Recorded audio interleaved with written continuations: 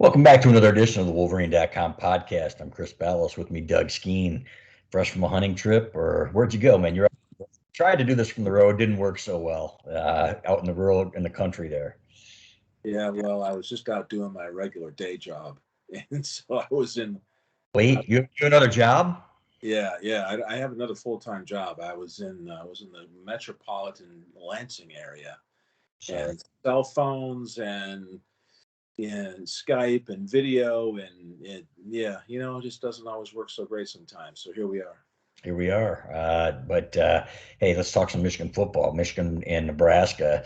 Looking back at that Wisconsin game, and I've said many times that was going to be kind of a litmus test. They passed that one with flying colors. It wasn't perfect.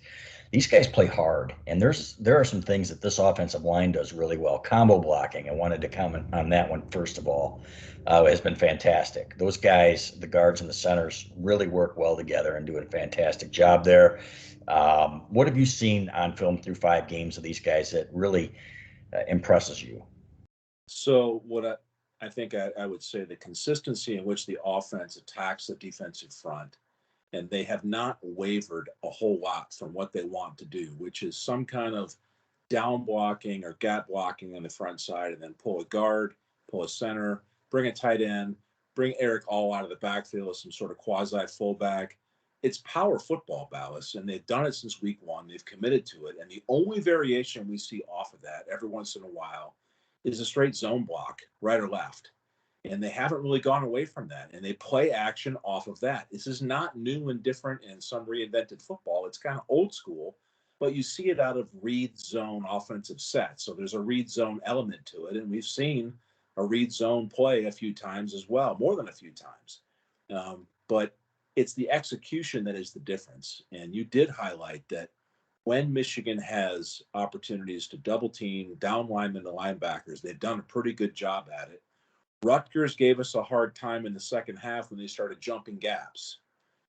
Clearly, Michigan cleaned that problem up against Wisconsin because we ran the football pretty well against a really good defensive front. So the momentum is going downhill. The indicators are good, but most importantly, above all, and you said it earlier, this team looks like they're having fun while doing it, and we haven't seen that in a while, and that may be the best indicator of all. Yeah, it really is. And one of the things I noticed in that Wisconsin game is, first of all, they're getting into too many third and fourth and shorts. A couple of things, they aren't getting to the sticks on the passes. Guys really just not, I guess, situational awareness needs to be a little bit better. Stay out of those situations because fourth downs, going forward on your own 30 something yard line is not ideal, and really kind of stunned me that they went for it on 4th and 1 from their own 30 early in the game, and that could have backfired. Nobody really talks about it because it was successful. If you don't get it there, then you just look stupid. You don't look like the riverboat gambler. Hey, you just look like the idiot that went for a first down in your own territory. With all due respect, I don't really mean that Jim Harbaugh is an idiot, but you know what I'm trying to say. But Yeah. but with short yardage stuff, what's the difference there? What's been the issue for Michigan? Because they've gotten some, and they did get 4 out of 5. The one down there at the goal line, they had the running back pushing J.J. McCarthy, Hassan Haskins over the goal line. I like that, frankly. But to me, what is the difference? Why has it been so tough for these guys in short yardage situations? I would say it's a matter of consistency. If we go back to the opener and then the Washington game and then even through Northern Illinois, Rutgers, and now Wisconsin, when you're short yardage and goal line and everybody's ankle to ankle, hip to hip, it only takes one guy getting stood up and pushed back. And if that one guy is on the front side of a play, then that there's no room to get that 1 yard that you need. We're talking about a difference of 2 to 3 feet of push is what you have to find. And on that play you just referenced, Hassan Haskins comes in and pushes J.J. McCarthy's ass into the end zone, literally himself. And you only need 2 or 3 feet to get there, 1 stinking yard. So if you have something that's not good and not clean up there in between the tackles, and you got one offensive guy whose butt is going backwards into that backfield, that's all it takes. It can ruin the whole play because even if you only have one dude standing up, that can create a crease then behind that defensive lineman who's pushing your offensive lineman back. it can create a crease for an unblocked linebacker to dart through and finish off the tackle for no gain. So really, really good offensive lines in short yardage and goal line. No one gets stood up and pushed back. Everybody wedges down. Your face mask is 3 inches off the turf, and you're just bulldozing people out of there. And that's what we've seen Michigan get better at since the first couple games of the year, but it's still not entirely clean. Fair to say that the right side of this line is playing better football, and I know that Jim Harbaugh said at the beginning of the year that Zach Zinter might be one of their best offensive players, period. I've seen that watching film with you. This guy is fantastic. He's not perfect. He's also a freshman out there in his second year, but he's done a great job. I think Andrew Stuber has done a really nice job. Andrew Vistardis has been the most pleasant surprise of this line, but that left side, they need a little bit of work. Ryan Hayes and Trevor Keegan, those guys, I'm not saying they're doing a poor job by any stretch, but that's the side that needs some work right now. Well, Zinter, and don't forget, Zinter's playing without the ability to use his right hand, his fingers. He can't grasp anybody because he's got that club and that padding all over. That's a really big disadvantage for him, but yet he's still finding a way to be really effective. So I would say, generally speaking, yes, center, right guard, right tackle have probably been more consistent and a little bit better performing than the left side. It doesn't mean the left side has not made some really nice blocks, because they have. But just overall, we've seen a few more breakdowns on the left side at the left guard position. Keegan and a couple pass protections in that Wisconsin game and a few of the other games, a little bit out of position. And it's subtleties, Balas. It's not huge. It's not like it's missed assignments and dramatic mistakes, but that's how delicate it can be when you're pass blocking. If you're not in line with your left tackle and your center, and you're too high or too close to the line of scrimmage when everybody else is given that 2-yard cushion, you just created gaps for people to twist and stunt effectively against you. So it's as simple as Keegan just understanding where he needs to have his body and keep his shoulders square and all 4 of his eyeballs working, the 2 in his head and the 2 on each ends of his arms, so that he can feel defenders trying to make games and twist and turn and blitz on him. So he's really close. He's in no way would I say that it's a problem over there on the left side. I think the left tackle, the same thing. There's been some really nice performance out of there, some devastating blocks, some really good stuff. And at the same time, sometimes he's a little bit high, sometimes a little out of position. And, it comes in at inopportune times and it looks bad on film. That's fair. But I would say overall, it's still I would put it in a good category, left to right, across the board. They've done a really nice job, this offensive line, just a little bit better over on the right side. Stuber, I think, is doing really well. Vistardis is he is the surprise player of the year on that offensive line, and that's really cool to see. Yeah, they started running early in that game. They were getting dramatic push on the left side of that line, and those combo blocks. I saw it in Doug Karps when he's down there on the field. He's Michigan's play-by-play. Well, he's a sideline guy for the play-by-play team, and he always watches that line of scrimmage. And this might be dumbing it down a little bit, but he's like, I watch that line of scrimmage and I like to see where it's established and see where the push is. And I did that watching the film, and you could see major push, 2, 3 yards, 4 yards at times, where they were really blowing guys off the ball. And this is Wisconsin. This is the number 1 rush defense in the country. I get that Notre Dame and Penn State don't have their typical good running games, but the way that they were moving these guys, this is a good front. This might be the best front they play all year. I thought that was extremely encouraging, and they ran for 112 yards, not a ton, but as Jim Harbaugh said, man, in a game like this, 3, 4, 7, 8 yards are wins against a front like that. Yeah, the strength of the Wisconsin defense is their nose tackle. I think his name is Benton, number 95.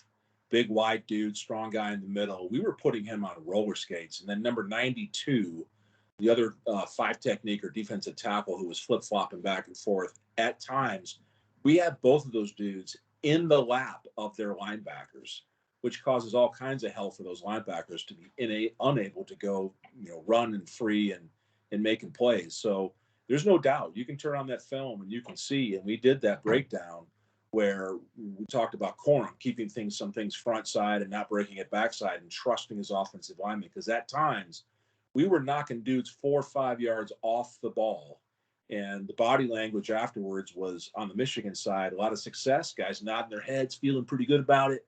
And on the defensive side, dudes frustrated, getting a little irritated. But I would say all of them did it. And at any one time, it was left tackle all the way to right tackle A couple of them were outstanding. Stuber had a couple that stick out in my mind that were really good, but that I thought that was the most impressive display of blocking through 5 games was the performance against that defensive front and their linebackers from Wisconsin. Those are odd man front linebackers. They're bigger, heavier dudes that know how to stuff the run.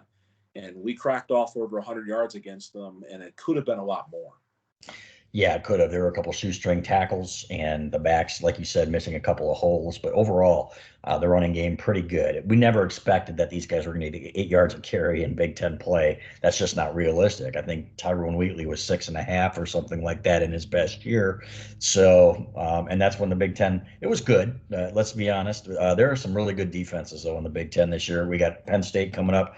Not sure about Michigan State yet, but they are defending the run extremely well. So, your thoughts on Nebraska? And I've seen bits and pieces. I don't know if you saw the Michigan State Nebraska game, but I thought their defensive line was really good. I thought they played really good, motivated football for a team that looked like, okay, maybe they're done after losing to Illinois on the road and losing at home to Oklahoma.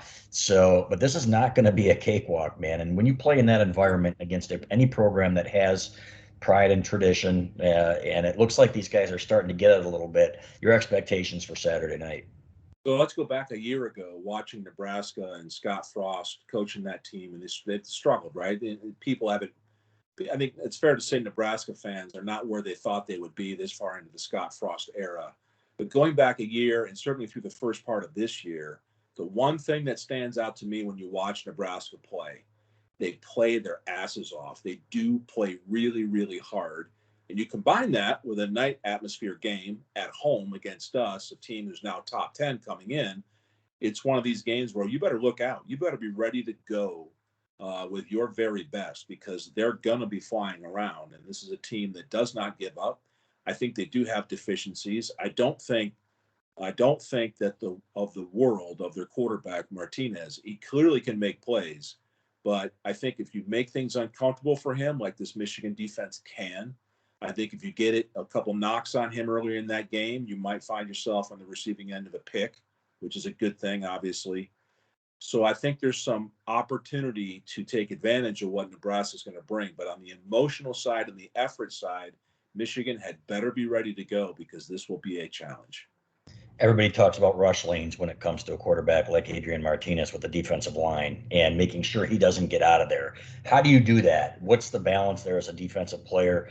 Getting to the quarterback, staying in control, and making sure that he doesn't get out of there. If he gets out of there, that guy's going to be running for 10, 15, 20 yards or more. So, what's the key there for a defensive lineman when you're rushing a passer like that? Whether it's defensive lineman or linebacker, they all have gap responsibilities. Mostly it's one gap, either it's A, B, or C, or the edge. It doesn't matter. And then a linebacker, if you're going to bring him into play or spy your quarterback, he has an area of responsibility as well. The difference is what can happen is defensive linemen take the bait, right? So if an offensive line is going to give you an open hole and just kind of, you know, encourage you or offer you a chance to make a move that compromises your gap responsibilities, that's when a quarterback like Martinez will see that and take advantage of it. So if I'm a defensive tackle and I'm playing over the outside eye of the offensive right guard, I have to maintain that B gap. I cannot take an inside rush just because it's there. I have to stay in that area of responsibility because chances are one of my inside linebackers has got that inside A gap and I have to trust him. So it's trusting in your teammates defensively and knowing who's got responsibility for what to keep that quarterback contained. You build a fence around him. So when you're in pass rush situations, whether it's play action or straight drop back or right out of the gun, whatever it is, doesn't matter. You have responsibilities and you put that fence up and keep him in front and make him do what he's not all that great at, which is picking apart a defense through the air. Eventually you're going to have success. I was going to ask you about Cade McNamara.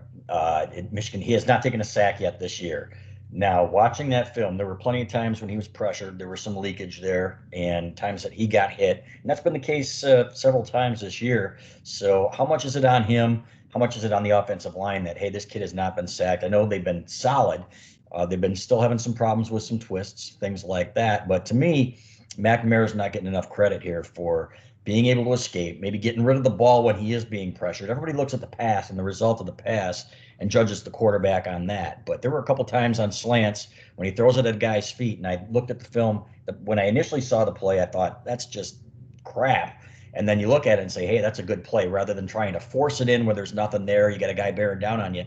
Now you're still ahead of the sticks, or at least you're not behind the sticks, and you didn't turn the ball over. Well, so you mentioned two of them. Offensive line doing really well. McNamara getting rid of the ball. And then the other thing is the wide receivers have to get open to allow McNamara to get rid of the ball when he wants to. And so the good news here is 0 sacks through 5 games is incredible. They're on pace to beat the offensive line from 1992 when we only gave up 4 the whole season. So these guys are doing a great job pass protecting. Now, they haven't thrown the ball a whole ton because they haven't had to, and that's all right too. That's good. But one of the key things to help your quarterback is wide receivers getting open. But even when that can't happen and the defense calls a good stunt and maybe they execute a good blitz, McNamara has shown an ability to slide out and find his bailout route or just get rid of it. And it's easy to say, like you just talked about, Balas, it's easy to say, oh, that was a terrible pass. Well, of course it was, because the dude is just getting rid of it. You can't throw it in the dirt when you're inside the tackle box. The ball has to get to a certain area on the field, or you're going to get called for intentional grounding and loss of down. So you have to look a little bit beyond the obvious here when you're watching Michigan play and see if there's pressure and where that ball ends before we condemn the quarterback for not being very good. I think McNamara is doing a really nice job in there, and I think he's clearly the guy. And now we know, based on what we've seen out of this young freshman, he can definitely throw a deep ball as good as anybody, and there's a lot more to see out of him. But no doubt in my mind, McNamara is the best quarterback Michigan has. Yeah, and it's funny because everybody's like, that can't possibly be right, and everybody, quarterbacks, coaches, Matt Weiss, and Jim Harbaugh, everybody's like, well, we aren't going to be playing a guy that's not our best guy, and it's clear. We're trying to win here, guys. Now, you don't like the 1-2 quarterback thing, but in my opinion, in this day and age, man, and somebody asked the question, are you doing this to keep JJ happy by playing him? And Harbaugh said, no, that's really not the main reason, but part of me thinks, man, in this day and age, I remember Pep Hamilton, Michigan's former offensive coordinator, saying a couple of years ago, you can say whatever you want to a kid in this day and age, but these kids want to play. So to me, it's smart. They're picking their spots with him. I don't think they are pissing anybody off one way or the other, and I think it's helping the team. I think if you look at McCarthy down the road, I think he's clearly the more talented physically of the two quarterbacks. So it doesn't really bother me that much. No, and listen, if think of your Jim Harbaugh or you're the offensive coaching staff, do you want McCarthy to go in an oh shit moment, excuse me, oh crap moment, where your quarterback gets hit and he has no experience at all? I don't have a problem with filtering a guy in, give him a series or two and see what he can do just to get some reps, to stay engaged, knowing that he's going the game. Maybe they probably script this thing at some point, and maybe they don't. They just tell him, hey, you're going to go in at some point. You need to be ready. Guess what that does throughout the entire week? If I'm told as the backup quarterback or the backup guard for that matter, doesn't matter. If I'm told at some point you're playing Saturday, I don't know when, but you're going to go play. That means that from day one on Sunday, Monday, and through the rest of the week, you are all in on your preparation and getting ready because you don't know when you're going to get the call to go in there and perform. And so that can be really healthy. It keeps your guys on the bench, on your backup roles, certainly more involved in everything that's going on, as opposed to saying, you're only going to go in case this guy gets hurt. Well, then you just sort of sit back a little bit. And human nature, when you're a young guy like that, is, well, I guess I'll just wait till he gets hurt. And chances are that's probably not going to happen. So maybe you relax a little bit. Maybe you don't watch film as intently as you may if you know you're going in there. So this is a great technique that a lot of coaches use, and clearly Michigan's doing the same thing with this young quarterback. Your thoughts on Michigan, Nebraska? The Michigan's 5-0. You predicted the season prediction of 5-7. I'm guessing that you're wiggle away from that now. Doesn't look like they're going to lose 7 in a row. And some of the things you look at Northwestern and how bad they are. It happens, okay, even to the good coaches. All of a sudden, Pat Fitzgerald is a lousy coach, and I can't tell you how much crap I've taken on that one for having the gall to say this guy's a good coach, and I think he's a great coach, frankly. Every once in a while, they're going to have a bad year like that. You look at Kirk Ferentz and his Iowa teams. They're going to be up and down. They're not going to be consistent powerhouses and have consistently great years. But every third, fourth year when they have veteran teams, those teams are going to tend to be really good. Yeah, you look around the Big Ten, Balas, and I think it's ridiculous to say that somehow Pat Fitzgerald doesn't know how to coach. I mean, he's at Northwestern, and he's taken them to, I think, three Big Ten championship games Yes. over there in the same side of the league with Iowa and Wisconsin. So, yeah, we probably should back off a little bit of how good of a coach he is at Northwestern and recruiting to Northwestern and clear up against and everything else. So, yeah, I look around there and I say, okay, yeah, clearly Michigan's not going to go 5-7. This is a much better team than we thought. I still have my reasons coming into the season, as you and I talked about through these podcasts and throughout the course of the season, going back to what we saw last year. And at the same time, we've issued all the credit there is to Jim Harbaugh and his revised Michigan staff and the players for being all in and going out and performing the way they have.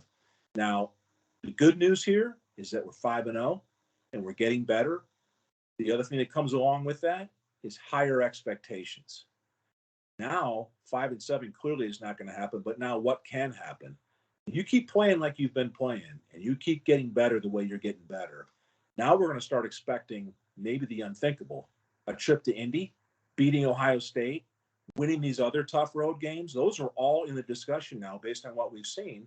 This Saturday night at Nebraska is another piece in that puzzle to prove that you can do it 2 weeks in a row in two tough environments. This coming Saturday night will be tougher than Wisconsin. I think, on the TV copy, you could clearly see the student section was hung over from Friday night because half of them didn't get there until the second quarter. And it's a noon kickoff. And it's just not as, let's just say, saucy or juicy as a night game. Yep. You know what I mean? So that ain't going to be the case Saturday night at Nebraska. And so it'll be a different environment, different challenge. And like we talked about earlier, a team that's going to play their ass off, even though they may have some gaps and maybe not the best players in certain spots, they are going to fight like it's the game of their life. Give me a hint. You picking Michigan to win this week? Yes, I am. Wow. Well, there's the kiss of death, folks. I'm sorry. 5-1 it is. I'm just kidding. But hey, somebody's got to give you some shit. So, other than the fans. So, good stuff, Skene. I appreciate it. We will do this. We will talk to you after the game. And it's going to be later on Sunday. It's a night game. I'll be traveling all night, but looking forward to getting your opinions. All right. Go Blue.